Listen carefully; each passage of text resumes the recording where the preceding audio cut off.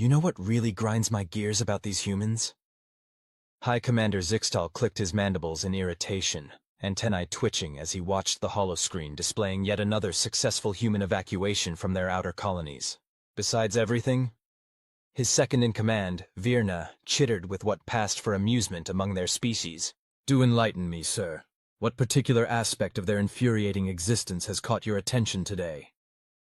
They won't stand and fight. 3 stellar cycles we've been pushing into their territory, and all they do is run, pack up their colonies, withdraw their forces, and disappear into the void like quantum particles through a probability field. The commander's carapace flushed a deep purple of frustration. Where's the glory in conquering empty space?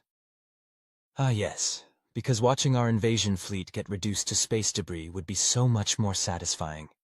Virna deadpanned, her compound eyes shifting through various wavelengths as she analyzed the tactical data. Though I must admit their strategy is peculiar. Most species either fight or surrender. The humans just relocate. Precisely. It's not proper warfare. It's not... Zixtal waved his upper appendages in exasperation, searching for the right word. Civilized? Virna offered, her mandibles twitching in what might have been a smirk. Yes! Wait, no, that's not what I...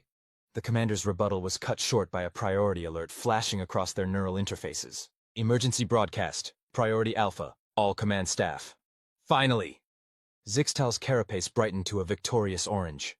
They must be preparing to surrender. The message that followed was decidedly not a surrender. 2. The collective forces of the Zarnthi Empire. From United Earth Defense Command. Your ongoing invasion. Dear esteemed aggressors. We hope this message finds you well. Over the past 3 stellar cycles, you have systematically invaded our outer territories, presumably under the assumption that our continued strategic withdrawals indicated either cowardice or weakness. We feel it's time to correct this misconception. You see, we weren't running away. We were simply ensuring that when we did decide to fight back, we could do so without worrying about civilian casualties or collateral damage to our infrastructure. Now that our people are safely out of harm's way, we can finally stop holding back. In approximately 5 standard minutes after this transmission, you will begin to understand exactly why humanity survived its own nuclear age, 2 global wars, and countless internal conflicts that would have wiped out most species. We look forward to your imminent education in human warfare. Sincerely, Admiral Sarah Chen, Earth Defense Command. P.S. You might want to check your fleet's reactor containment systems. We've been leaving some presents during our retreats. Virna's analytical mind processed the implications first. Sir, they've been... The first explosions rippled through the Zarnthi fleet before she could finish her sentence. Strategic ships, command centers, logistics vessels, and primary weapon platforms began detonating in perfectly choreographed sequence. Impossible! Zixtal's carapace went pale. We scan every abandoned colony site for explosives or sabotage. Yes, Virna agreed, her tone drier than a desert planet. And I'm sure the humans, who invented the concept of a Trojan horse, never considered that we might do that. The tactical display transformed into chaos as thousands of small ships emerged from FTL jumps throughout the fleet. They had been hiding in the wake signatures of the evacuating colonial ships, waiting for this moment. Those clever bastards, Virna whispered, something like admiration in her voice. They've been seeding our territory with strike forces this entire time. Every retreat was also an insertion. The human ships were unlike anything they'd seen before. Where Zarnthi vessels were elegant and standardized, these were a hodgepodge of designs, some looking cobbled together from salvage, others sleek and deadly, but all of them distinctly different from each other. Why aren't they using standard formations? Zixtal demanded as he watched the human fleet tear into his forces with terrifying efficiency. Where's their command and control structure? That's the beauty of it, sir, Virna replied, her analytical subroutines working overtime. They're not using any. Each ship appears to be operating independently while somehow maintaining perfect tactical coordination. It's like a swarm of angry insects? Zixtal offered ironically, watching his carefully organized fleet dissolve into chaos. More like a pack of predators, Virna corrected. Each one adapting its attack pattern based on the other's movements without needing direct commands. They've turned our own biological imperatives against us. We expect enemies to behave like a proper hive-mind civilization. A new transmission cut through their command channel, this one tagged with a designation they hadn't seen before. Human Special Operations, Exodus Protocol. The message was brief. Check your engineering sections. Virna's eyes widened. Sir, during every evacuation, we sent engineering teams to study their abandoned colonial technology. The realization hit Zixtal like a gravitational wave. And they've been studying us right back. How many of our engineers have actually seen a human up close? The answer, they both knew, was none. The humans had always been gone before inspection teams arrived. Sir, Virna's voice had taken on an unusual tone. Was that respect? I believe we've been playing exactly the game they wanted us to play. Exactly the way they wanted us to play it. For 3 entire stellar cycles. Throughout the fleet, critical systems began failing in impossible ways. Weapons turned themselves off. Shield generators reversed polarity. And on every command screen, the same message appeared. Thank you for beta testing human military technology. Your feedback has been invaluable. However, your trial period has now expired. They used our invasion as a research expedition, Virna said, mandibles clicking in disbelief. Every retreat gave them more data about our responses. Every abandoned colony was a chance to feed us disinformation. Every engineering inspection was an opportunity to insert their own people or technology into our ships. But why? Zixtal demanded, watching his mighty invasion force crumble under attacks from both outside and within. Why not just fight back immediately? Why go through such an elaborate deception? A final transmission answered his question. Because this way was more fun. Also, we really needed to test our new ships somewhere, and you volunteered by attacking us. Thanks for that, by the way. P.S. We're keeping the territory you conquered. We've got some lovely retirement colonies planned for those spaces. The veterans who've been infiltrating your fleet for the past 3 years have grown quite attached to them. P.P.S. Your ship's environmental systems will now begin playing something we call country music on endless loop. We find it helps with surrender negotiations. As the twanging sounds of ancient Earth music began echoing through their command center, Virna turned to her superior officer. Sir, I believe I now understand what humans mean when they use the phrase playing the long game.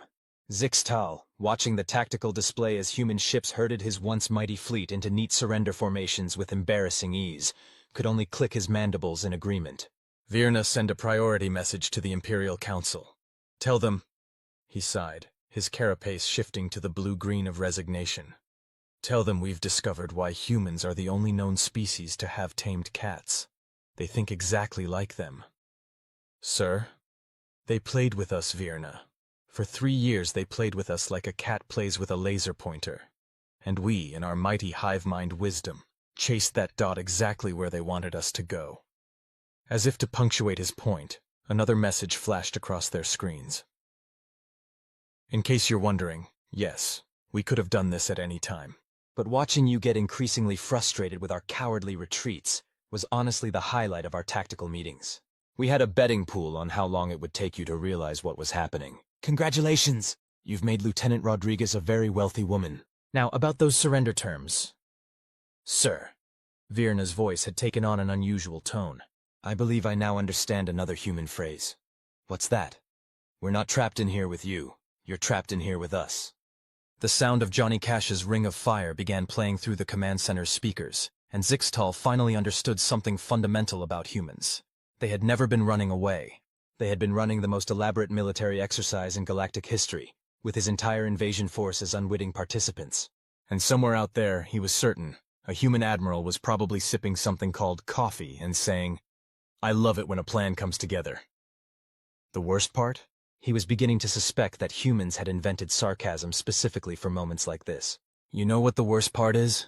Zixtal mused, watching the human diplomatic delegation approach through the crystalline viewing port of the Imperial Palace's reception chamber. They're going to be polite about this. Is that really the worst part, sir? Virna asked, her mandibles twitching with what had become a distinctly human-influenced sense of irony.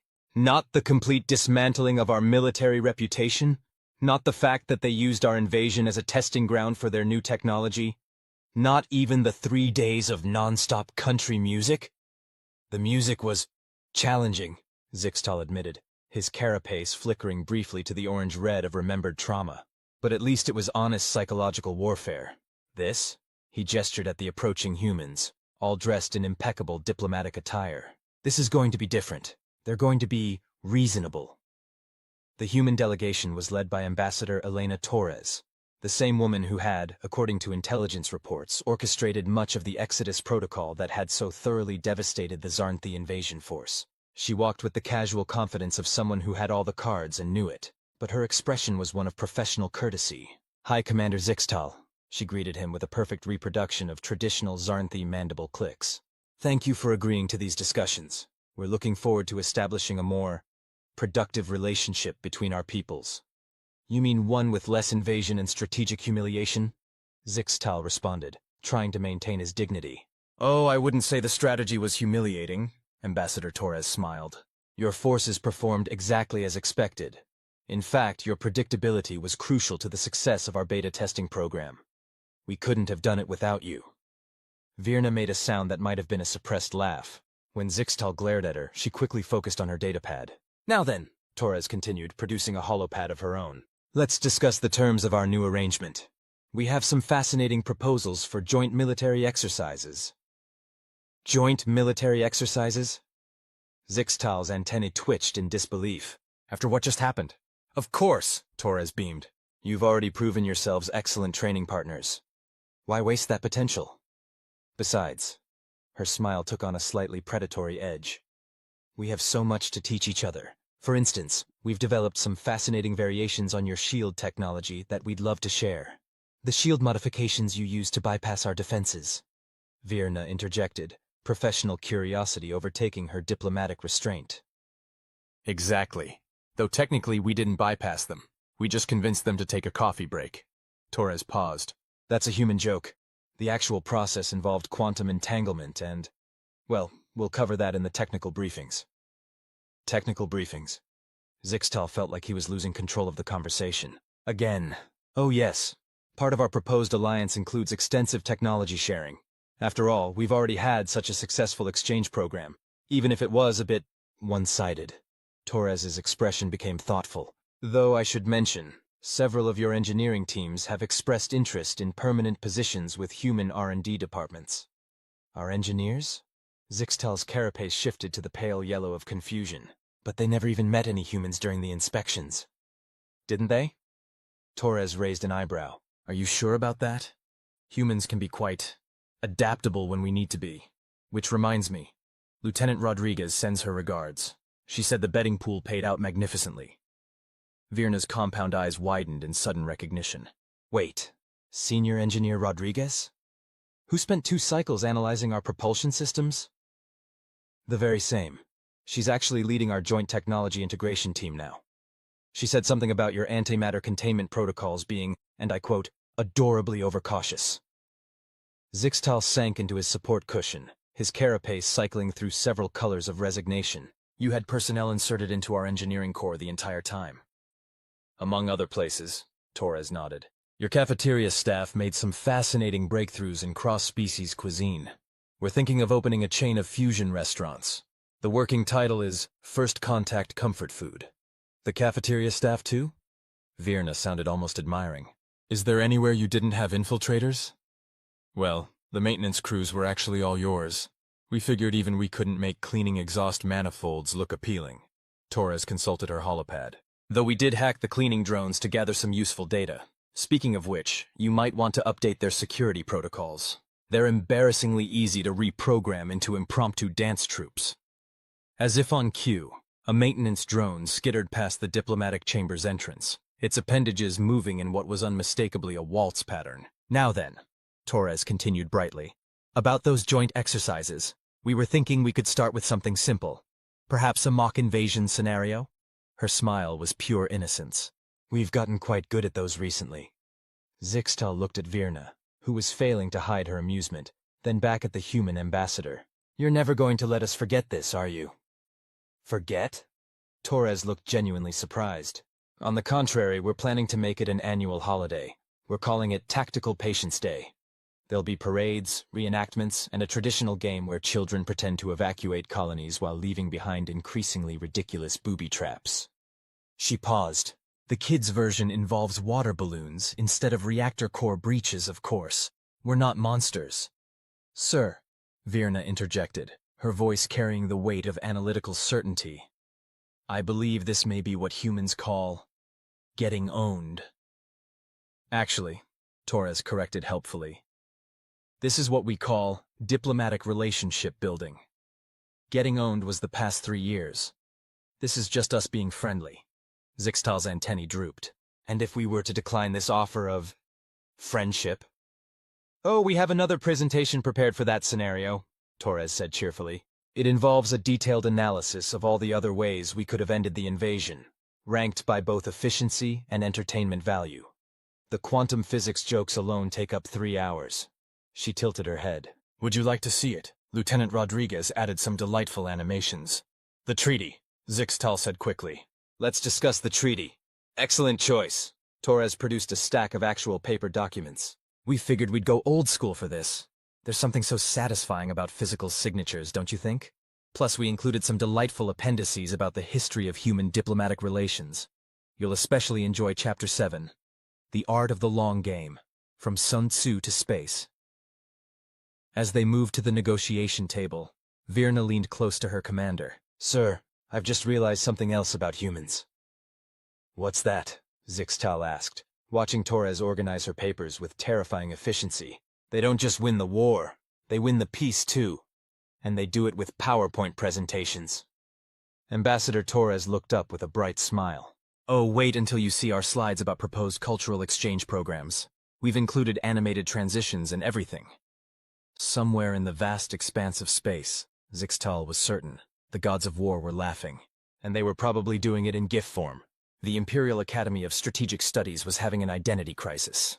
This was largely due to the human guest lecturer currently drawing complex diagrams on the quantum-enhanced display surface, cheerfully explaining how the entire foundations of Zarnthi military doctrine were, in her words, adorably linear.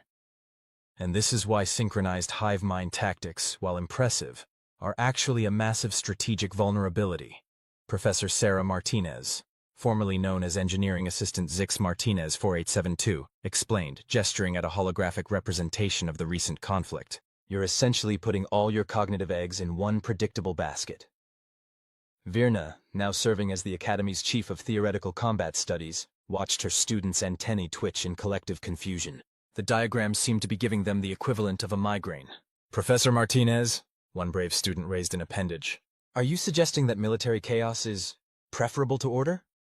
Not chaos, Martinez corrected, her smile reminiscent of certain Earth predators. Controlled unpredictability. There's a difference. Here, let me demonstrate. She pulled up a new hologram. This is footage from something we call a flash mob. Pay attention to how independent actions create collective results without central coordination. The recording showed hundreds of humans in a public space suddenly breaking into synchronized dancing, much to the apparent confusion of bystanders. But how do they know what to do without a hive mind link? Another student asked. Practice, planning, and this delightful thing we call improvisation, Martinez replied, which coincidentally is exactly how we coordinated our fleet actions during the recent, what are you calling it now? The Great Misunderstanding, Virna supplied diplomatically. Ah, yes, much better than our name for it. Operation Mousetrap did seem a bit on the nose. Martinez turned back to her diagrams. Now, who wants to learn about something we call jazz warfare? The collective groan from the student body was interrupted by a priority notification on Virna's neural interface. The message was from Zixtal, who had somehow managed to retain his position through creative rebranding of their defeat as a successful cultural exchange initiative. Emergency meeting in the Imperial Gardens. The humans have done something unexpected. Virna arrived to find her former commander staring at a peculiar scene. The traditionally geometric gardens had been partially redesigned. Where there had once been perfectly symmetrical crystal formations, there was now an area that could only be described as deliberately chaotic. They call it a Zen garden, Zixtal explained before she could ask. Apparently it's meant to be relaxing. The randomness is meant to be relaxing? Virna studied the patterns raked into the crystalline sand.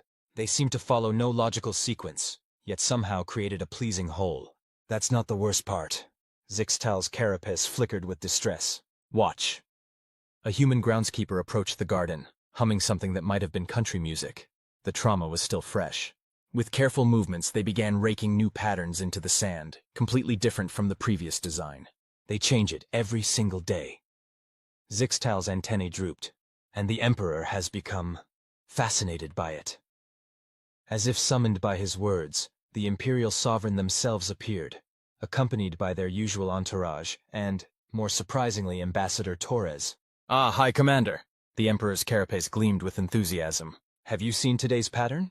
The humans call it waves reflecting moonlight. Fascinating how they capture such natural chaos in deliberate form, isn't it? Indeed, Your Luminescence, Zixtal managed, while Virna tried not to look too amused.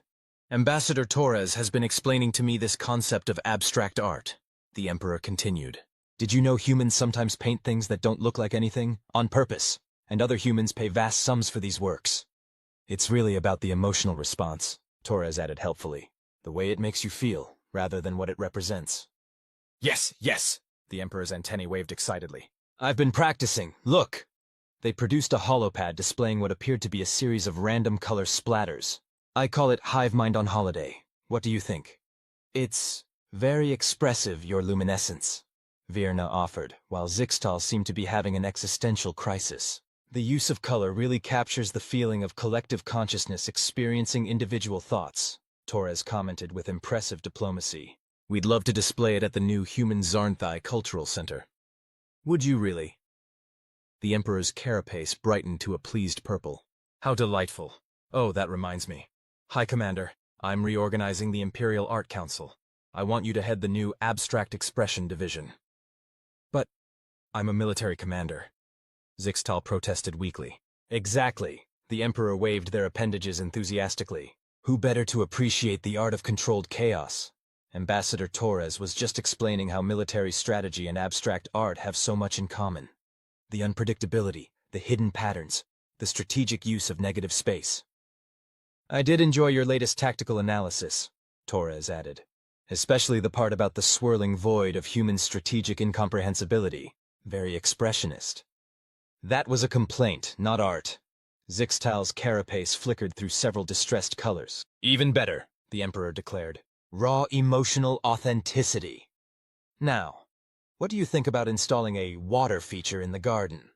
The humans have shown me something called a splash pad that I find quite intriguing. As the Emperor led a quietly despairing Zixtal away to discuss architectural renovations, Virna turned to Torres. This is another invasion, isn't it? Cultural exchange, Torres corrected with a smile. Much more effective than military conquest.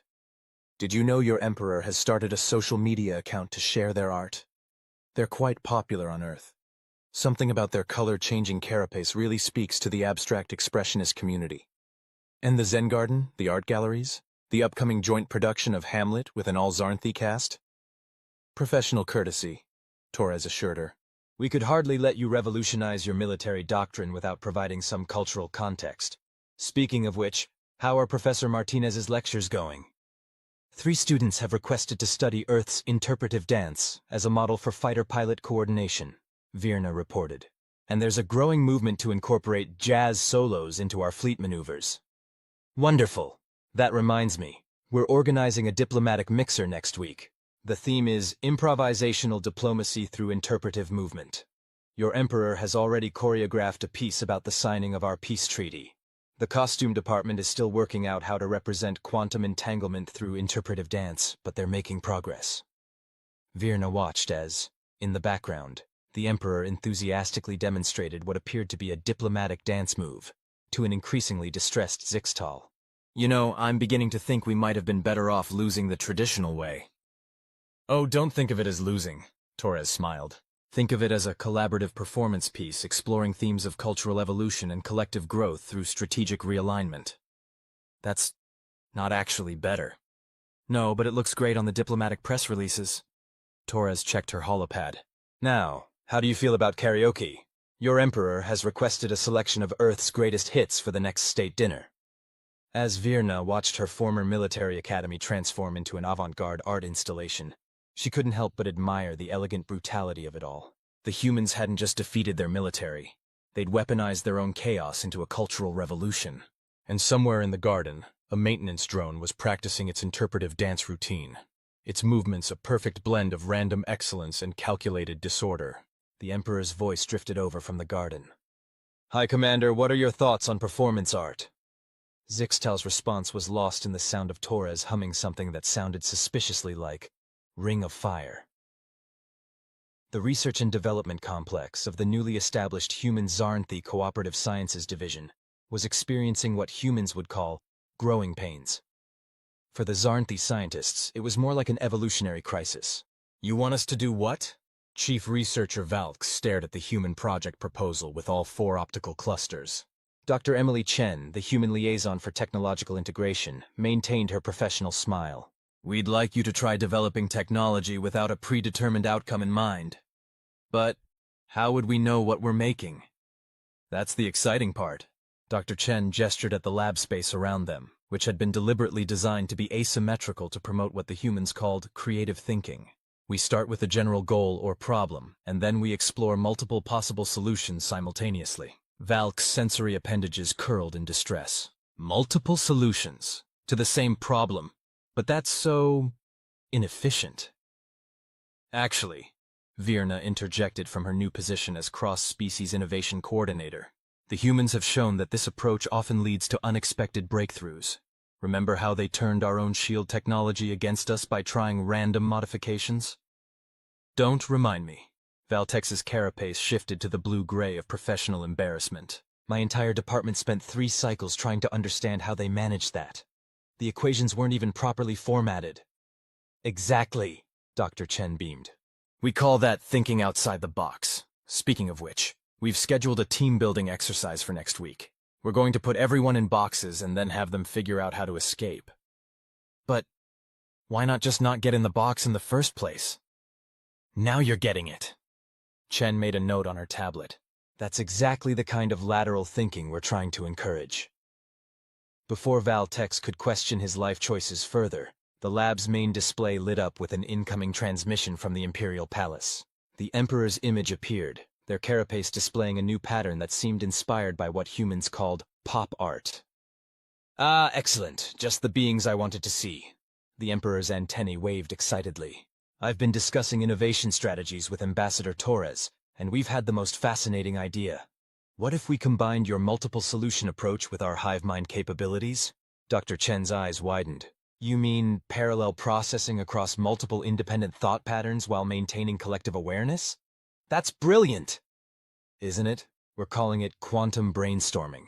The ambassador suggested the name, something about Schrodinger's cat, though I'm still not clear on why the cat can't be both alive and dead. Seems very inefficient for the cat. Virna noticed Valtex's carapace beginning to display warning signs of cognitive overload. Perhaps we should start with something simpler, your luminescence. Dr. Chen was just explaining the concept of unstructured research time. Oh yes, the humans call it playing around with stuff to see what happens. Most illuminating. Did you know they discovered some of their most important scientific principles by accident? Ambassador Torres showed me something called silly putty. Apparently, it was supposed to be a rubber substitute for the war effort, and now children use it to copy newspaper comics. Fascinating. Speaking of accidents, Dr. Chen added helpfully, we've prepared a presentation on the history of human innovations that were discovered by mistake. We're calling it Happy Accidents, a journey through human serendipity. Wonderful. The Emperor's carapace brightened to an enthusiastic yellow. Oh, that reminds me. High Commander Zixtal has made remarkable progress with his abstract art. He's created a whole series inspired by tactical diagrams. He calls it Chaos Theory in Motion. We're displaying it next to the new Interactive Science Museum. Val TX's antennae twitched. Interactive Science Museum? Yes.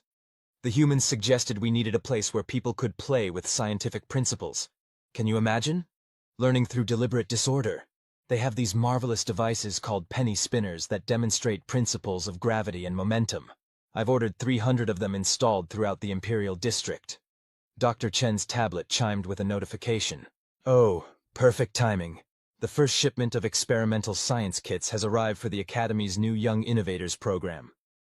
Experimental science kits? Valtex seemed to be developing a nervous tic in his left mandible. Don't worry, Virna assured him. They're perfectly safe. Mostly. The humans call them chemistry sets. Though we did have to modify them slightly after the incident with the Volcano Project. The what project? It's a delightful demonstration of geological principles, the Emperor interjected. Though we may need to reinforce the ceiling in the throne room before the next demonstration. Speaking of which, how are the plans coming along for the interactive evolution exhibition? Dr. Chen consulted her tablet. The build-your-own-species workshop is ready to go, and the random mutation generator is being installed next week. Though we're still working out some bugs in the natural selection simulator, it keeps producing creatures that look suspiciously like Earth cats. Excellent. Though perhaps we should delay the opening until after the quantum physics through interpretive dance performance next month. I'm still perfecting my portrayal of wave-particle duality. As the Emperor launched into an enthusiastic description of their planned choreography for demonstrating quantum entanglement, Valtex turned to Virna with an expression of desperate confusion. Is this what humans call progress? No, she replied, watching Dr. Chen teach a group of young Zarnthi researchers how to make paper airplanes as a lesson in aerodynamics. This is what they call having fun with science. But science isn't supposed to be fun. It's supposed to be orderly and predictable and... Valtex trailed off as he watched one of his junior researchers successfully land a paper airplane in a waste receptacle from across the room. Impressive trajectory calculation, the researcher chittered excitedly. Do you think we could optimize the design by introducing random variations? Dr. Chen's smile could only be described as triumphant. And that, ladies, gentlemen, and various appendaged beings, is how you start a scientific revolution. Now, who wants to learn about something we call trial and error? In the background, the Emperor could be heard discussing plans for a science comedy night with Ambassador Torres. Apparently, humans had an entire genre of jokes about quantum mechanics. You know what the worst part is? Valdex said to Virna as they watched their carefully ordered research facility dissolve into a hub of chaotic innovation. That it's working? She suggested. That it's fun, he admitted, his carapace betraying a hint of excitement as he watched another successfully modified paper airplane perform a perfect loop-de-loop. And somewhere in the complex, a maintenance drone was calculating paper airplane trajectories while practicing its quantum physics dance routine, proving that perhaps chaos and order weren't so mutually exclusive after all. The end.